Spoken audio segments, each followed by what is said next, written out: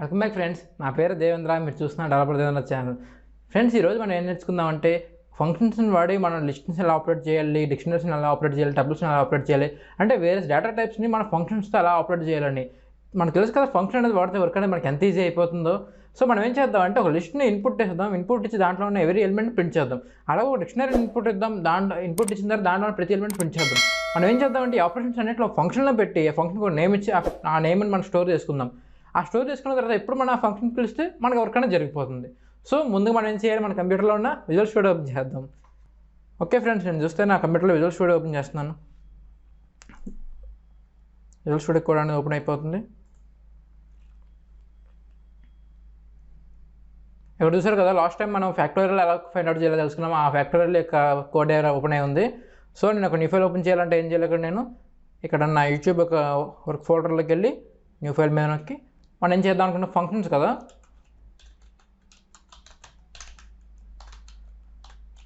Functions with list .py. అది lists కానీ tuples కానీ దేనితోనే ఆపరేట్ చేస్తాం. ఫస్ట్ మనకు కావాల్సిన ఆపరేషన్ ఏంటి, ఒక లిస్ట్ తీసుకుని లిస్ట్లోనే ఎవ్రీ ఎలిమెంట్ ప్రింట్ చేయాలి. సో మనం ముందుగా ఏం చేయాలి, ఫంక్షన్కి నేమ్ ఇవ్వాలి. నేమ్ ఇవ్వాలంటే డిఫైన్ చేయాలి. డిఫైన్ ఫంక్షన్ నేమ్ ఏంటంటే ఎవ్రీ ఎలిమెంట్. ఎవ్రీ ఎలిమెంట్ అనేది ఫంక్షన్. మనకి ఇక్కడ వచ్చే దీన్ని ఏమంటామంటే లిస్ట్ అంటాం.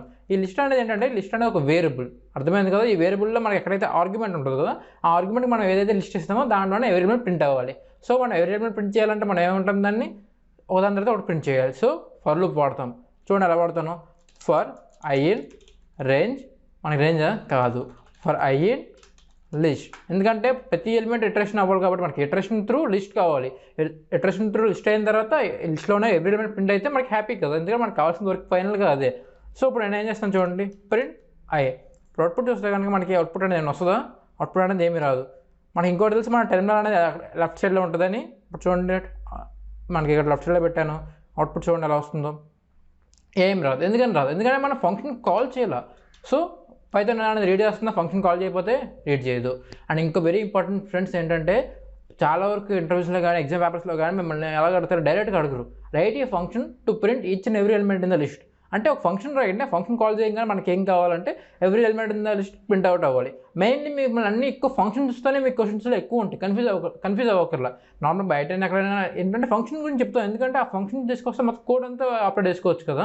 సో ఇప్పుడు నేను ఏం చేస్తున్నా అంటే ఎవ్రీ ఎలిమెంట్ అని పెట్టి లిస్ట్ వేస్తున్నా. లిస్ట్ రావాలంటే మనం ఇక్కడ డైరెక్ట్గా ఇక్కడ లిస్ట్ ఇచ్చేయచ్చు, లేకపోతే ఒక వేరియబుల్ క్రియేట్ చేసి దానికి దీన్ని అసైన్ చేసి ఆ అసైన్ చేసిన వేరియబుల్ని ఇక్కడ మన ఆర్గ్యుమెంట్ కింద ఇక్కడ ఇవ్వచ్చు. సో నేను ఇక్కడ ఏం చేస్తున్నా 1, 2, 3, 4. అవుట్పుట్ చూద్దాం మనకి ఎలా వస్తుందో. అవుట్పుట్ చూడండి 1, 2, 3, 4. సో మనకి ఇక్కడ ఏమవుతుందంటే లిస్ట్ని ఇచ్చాం కాబట్టి ఈ లిస్ట్ అనే ప్లేస్ ఉంది కదా, ఆ లిస్ట్ని ఇచ్చాం. అదే ఇంకో మీకు చూపిస్తాను చూడండి. మనకి విజువల్ స్టూడియోలో కాదు, ఇక్కడ ఉన్న మనకి ఫీచర్ ఏంటంటే, ఇక్కడ ఎంప్టీ బ్రాకెట్స్ పెట్టాం కదా, పెట్టగానే ప్రాంప్టింగ్ వస్తుంది. ఏమని వస్తుంది prompting, please give the list అని చెప్పి. అంటే ఈ ఆర్గ్యుమెంట్ అంటే లిస్ట్ యొక్క ఆర్గ్యుమెంట్, మీరు లిస్ట్ యొక్క ఆర్గ్యుమెంట్ రావాలి. మనకు తెలుసు కదా పొజిషనల్ ఆర్గ్యుమెంట్స్ గురించి, కీవర్డ్ ఆర్గ్యుమెంట్స్ గురించి. సో మనం ఇక్కడ ఏం చేయాలంటే లిస్ట్ని ఇవ్వాలి. అలా ఇవ్వాలంటే నేను ఏం చేస్తాను, లిస్ట్ పెడతాను 1, 2, 3, 4.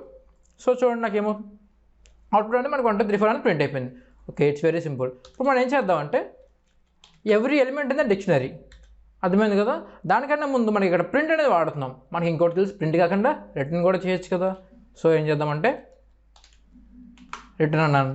చూడండి ఏమవుతుంది, రిటర్న్ అనగానే కంట్రోల్ Z చేద్దాం, మన కోడ్ అంతా మళ్ళీ వెనక్కి వస్తుంది. ఇప్పుడు మనం రిటర్న్ చేద్దాం. రిటర్న్ ఐ అన్నాం కదా నేను. ఇప్పుడు చూస్తే కనుక నేను ఏం చేస్తానంటే ప్రింట్ ఎవ్రీ ఎలిమెంట్ అని చెప్పి ఇప్పుడు కోడ్ రన్ చేస్తాను. చూడండి మనకి ఏమొస్తుంది, సింటాక్స్ ఎర్రర్ వచ్చింది. ఓకే, ఇక్కడ ఇంకో ఒక రౌండ్ బ్రాకెట్ ఓపెన్ చేయాలి. చూస్తే కనుక మనకి అవుట్పుట్ అనేది 1 వచ్చింది. ఎందుకని అవుట్పుట్ అనేది మనకి 1 వచ్చింది, ఎందుకని అవుట్పుట్ 1 వచ్చిందంటే ఇక్కడ మనకి ఇక్కడ లిస్ట్ ఫర్ ఐ లిస్ట్ కదా, అంటే 1 రాగానే రిటర్న్ చేస్తుంది. అంటే అక్కడ రిటర్న్ అయిన తర్వాత ఇంక ప్రోగ్రామ్ అనేది అయిపోతుంది. సో మనకి అలా అవ్వకూడదు. అలా అవ్వకూడదు అని మనం వాడాల్సింది ఏంటంటే ప్రింట్. ఓకే, ప్రింట్ ఫంక్షన్ వాడితే మనకి ఆ నెంబర్ అనేది ప్రింట్ అయిపోతాయి. ఈ రిటర్న్ ఏమవుతుందంటే ఒక్క నెంబర్ని రిటర్న్ చేసి ఇంకా ఆపేస్తుంది ఫంక్షన్. అలా ఆపకూడదు, మనకి ఏమవ్వాలి, మొత్తం అన్ని ప్రింట్ అవ్వాలి. సో ఇలా వాడతాం ఎవ్రీ ఎలిమెంట్. ఇక్కడ మనం ఇంకోటి ఏం వాడతామంటే మనం every element in the dictionary. So డిక్షనరీలో ఎవ్రీ ఎలిమెంట్ ప్రింట్ చేసే ముందు మనకు తెలియాల్సింది ఏంటి, డిక్షనరీలో కీ ఉంటుంది, వాల్యూ ఉంటుంది. ఈ కీ వాల్యూ బట్టి మనకి ఎవరీ ఎలిమెంట్ అనేది కుదరద్దా లేదా చెక్ చేసుకోవడం తెలియాలి. సో చూడండి నేను ఏం చేస్తున్నాను, డిఫైన్ ఎవ్రీ ఎలిమెంట్ డిఐసి అని పెట్టా. ఈ డిఐసి అంటే ఏం చేస్తుంది, డిక్షనరీలో ఉన్న ఎవరీ ఎలిమెంట్ ప్రింట్ చేస్తుంది. ఇక్కడ డిఐసిటీ అని పెట్టాను. ఓకే, డిక్షనరీలో ఎవరీ ఎలిమెంట్ ప్రింట్ చేయాలంటే మనకు కావాల్సిన ఎన్ని ఇటరేటివ్ వేరియబుల్స్ కావాలి, మనకి 2 ఇటరేటివ్ వేరియబుల్స్ కావాలి. 2 ఇటరేటివ్ వేరియబుల్స్ అంటే కీ వాల్యూ. ఈ 2 ఇటరేటివ్ వేరియబుల్స్ మన దగ్గర ఉంటే డిక్షనరీలో దేన్నైనా ప్రింట్ చేసేయచ్చు. సో నేను ఇక్కడ ఏం చేస్తున్నాను అంటే చూడండి, for key comma value in dic. Okay, sorry dict అని పెట్టాం కదా, ఇక్కడ ఏం చేస్తున్నానంటే ప్రింట్ కీ కామా వాల్యూ అని పెట్టా. బట్ చూడండి ఫంక్షన్ నేను కాల్ చేయలేదు, రన్ చేస్తాను ప్రోగ్రామ్ మొత్తాన్ని. అసలు నాకు అవుట్పుట్ ఏమైనా వస్తుందో చూడండి. అసలు అవుట్పుట్ మనకి నీల్ ఏది రాదు, ఎందుకని ఫంక్షన్ కాల్ చెప్తే అవుట్పుట్ మేము ఇవ్వం. సో మనకి అవుట్పుట్ కావాలంటే ఏం చేద్దాం, సింపుల్గా ఒక డిక్షనరీ క్రియేట్ చేద్దాం. డిక్ట్ ఈక్వల్ టు అని చెప్పి మనం ఏం చేద్దాం అంటే 1 యాపిల్ 2 చూడండి నేను ఇస్తాను 2కి ఏం చేస్తానంటే బనానా అని పెడతాను.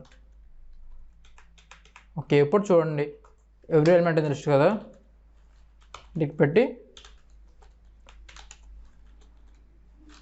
డిక్ట్ అని పెట్టా. ఇప్పుడు చూస్తే అవుట్పుట్ మనకి ఏమొస్తుంది, అవుట్పుట్లో ఎర్రర్ వస్తుంది. ఎందుకని ఎర్రర్ వస్తుంది మనకి చూద్దాం. మనకి ఎర్రర్ రావడానికి కారణం ఏంటో. ఓకే, డిక్ట్ ఇక్కడ మనకి సరిపోతుంది. In every element dict. Okay, for key comma value in dict. Okay, dict print key comma value dict equal to 1 apple 2 banana every element in the dict and dictionary తెచ్చాము. Okay, dic అని పెడతాను అండి and AC అని పెడదాం. Problem ఏమైనా వస్తే మనకి ఏమైనా చూస్తుంది. ఓకే, ఇప్పుడు మనకు ప్రాబ్లం వస్తుంది. ఓకే ఓకే ఓకే ఫ్రెండ్స్, ఇక్కడ ఏమవుతుందంటే మనకి ఈ డిఐసి అనేది ఏమవుతుందంటే ఇంటిజర్ అన్నట్టు తీసుకుంటుంది. అది for key in value in dict అన్నాం కదా మనం. ఈ డిఐసిని ఏంటంటే అది ఇంటిజర్ కింద చూస్తుంది మనకి. సో మనకి ఇంకో కీవర్డ్ అక్కడ చిన్న స్మాల్ మిస్టేక్ చేసాం. అదే ఏంటంటే ఒక కీవర్డ్ మర్చిపోయాం, అదే డిక్ డాట్ ఐటమ్స్. ఇప్పుడు మనకి అవుట్పుట్ అనేది వస్తుంది చూడండి. మీకు అవుట్పుట్ చూడండి 1 యాపిల్ 2 బనానా. ఎప్పుడైనా కానీ డిక్షనరీలో ఇంప్రెషన్ చేసినప్పుడు ఎప్పుడు మర్చిపోకూడదు ఏంటంటే మనం dot items dot keys dot values. మనకు బోత్ కావాలంటే డాట్ ఐటమ్స్ పెట్టాలి, ఒక కీ కావాలంటే డాట్ కీస్ పెట్టాలి, వాల్యూస్ కావాలంటే డాట్ వాల్యూస్ పెట్టాలి. ఇలా గుర్తుపెట్టుకొని మర్చిపోతే మాత్రం మనకి కొంచెం ఇబ్బందిగా ఫీల్ అవుతాం. ఓకే ఫ్రెండ్స్, ఇప్పుడు మనం ఇంకో చిన్న టాస్క్ చేద్దాం. అదే ఆ టాస్క్ ఏంటంటే whether a person is eligible for vote or not. అర్థమైంది కదా, ఓట్కి ఎలిజిబుల్ కాదా. సో మనం దానికి ఫంక్షన్ ఏమి ఇద్దాం అంటే ఓట్ సర్టిఫైర్ అని పెడదాం.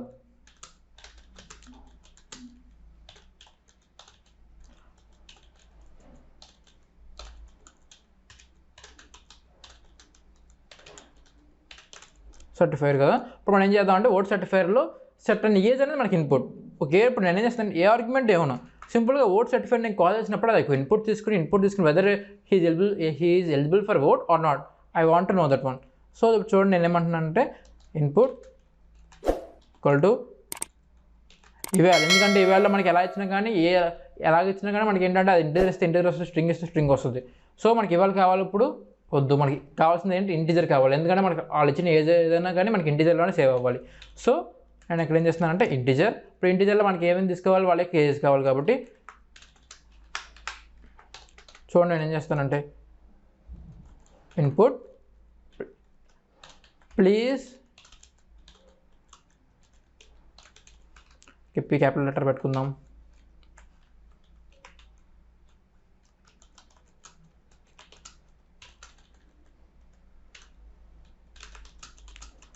tell whether you tell your vote eligibility. And ఇంకో విషయం ఏంటంటే మీరు ఇలాంటి ఏమన్నా ప్రాంప్ట్ రాసినప్పుడు కొంచెం డీటెయిలింగ్ రాయండి. వీడియో కోసం నేను లెంతీగా అయిపోతుందని చెప్పి తక్కువగా రాస్తున్నాను. ఓకే, మీరు రాస్తారని నేను అనుకుంటున్నా. ఓకే, ఇప్పుడు నేను ఏం చేస్తున్నానంటే మనకి ఇక్కడ ఓట్ ఎలిజిబిలిటీ చూద్దాం. ఎలిజిబిలిటీ ఈక్వల్ టు మనకి ఎలిజిబిలిటీ ఎంత ఓట్ అనేది 18. ఓకే, 18 కన్నా మన లాస్ట్ వీడియోస్ వస్తున్నట్లయితే ఆల్రెడీ చేసాం, మళ్ళీ చేస్తున్నాం మీకోసం, నేను మళ్ళీ చేస్తున్నా.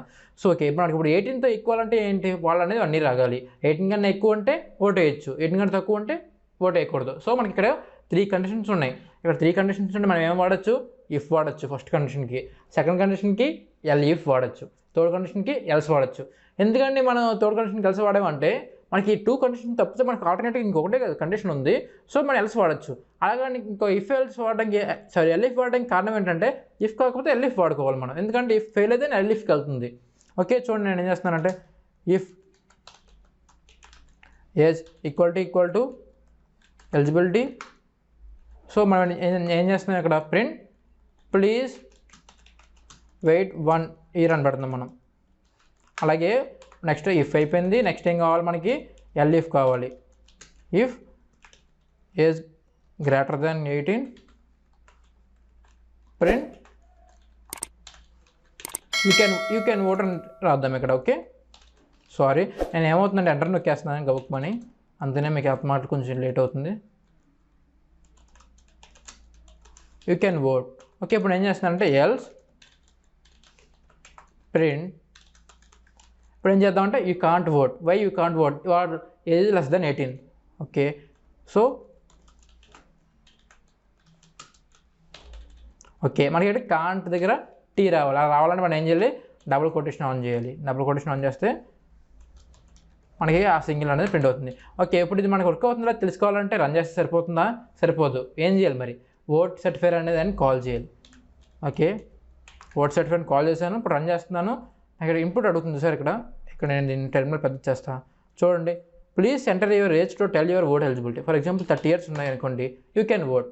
మళ్ళీ రన్ చేస్తున్నా. చూడండి, please enter your age to tell your vote eligibility 20, you can vote. మళ్ళీ రన్ చేస్తాను చూడండి, 15, యూ కాంట్ ఓట్. మళ్ళీ 18 రన్ చేస్తాను చూడండి ఏమొస్తుందో. 18 పెడితే ప్లీజ్ వెయిట్ 1 year. చూసారు కదా ఈ ఫంక్షన్ అనేది ఎంత ఈజీగా ఉపయోగపడుతుందో. నేను మెయిన్లీ మీకు ఈ ఫంక్షన్ గురించి చెప్పడానికి మెయిన్ అప్లికేషన్ ఏంటంటే, చూడండి మనకి కోడ్ అనేది ఇప్పుడు ఎంత డీసెంట్గా కనపడుతుందో. మీరే చూస్తున్నారు కదా కోడ్, ఒక ఎవ్రీ ఎలిమెంట్ అనేది ఒకటి, ఇంకోటి ఏమో ఎవ్రీ ఎలిమెంట్ అనేది డిక్షనరీ ఒకటి, ఓట్ సర్టిఫైర్ ఒకటి.